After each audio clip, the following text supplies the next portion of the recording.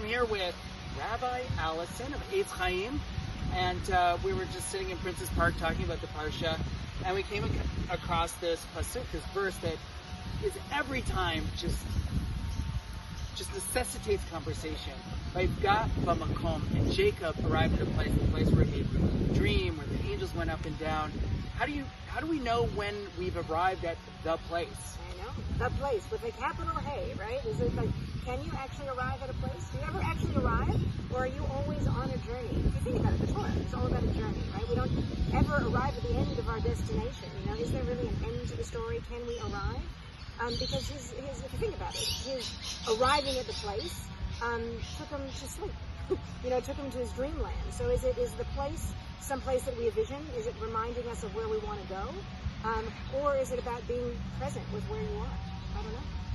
It's a really great question. And even Jacob, when he leaves that place, says, I will consecrate this stone if God will be with me, and if, all thinking about the future and whether things will actually actualize when maybe things were unfolding and actualizing right in front of Jacob's eyes, but he didn't realize it. Yeah, it's also interesting if you think about it. In my head, I'm contrasting Moses right now, Moshe, and going up to Mount Sinai, and it's and he was told to go up and to be there.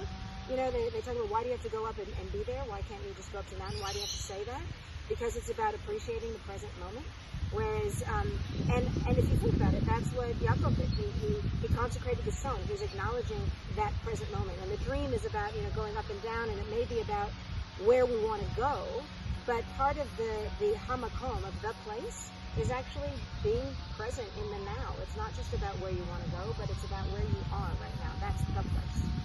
Yeah, it's really interesting when hearing you say that hamakom becomes, with the rabbis later, a name for God, because if you think of hamakom as being present in the moment is when we experience that place, then maybe that's when you get to that place and you have that now godly, divine moment experience. See, now I'm thinking about the Kabbalistic notion of tzvikut, right? Of how do you arrive at God? How do you arrive at God, right? If you're using the rabbinic notion of hamakom as God, as this connection, how do you arrive at God? How do you arrive with God? How are you at one with God? And, that's the Kabbalistic notion, to adhere yourself to God.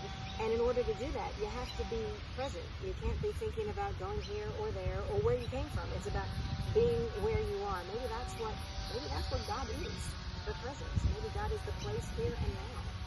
Yeah, maybe that's why the name Yud He Vav He is so is such the sort of central name of God, because it is about really those letters of was, is, and will be, but all experienced through the moment, through the hoveh, through the now. You know what else people can do now is they can come back to shul. Imagine that! Come, right? Join us. Come. The limits are very high, and we're both looking forward to welcoming you all back to our shuls and socially distanced, of course. Socially distanced, of course. And, Yiratzon one day that we should all have enough numbers, we'll get it together and have a wonderful party or service or something. It was wonderful meeting with you. Thank you for doing that. Shabbat shalom. Shabbat shalom. Shabbat shalom.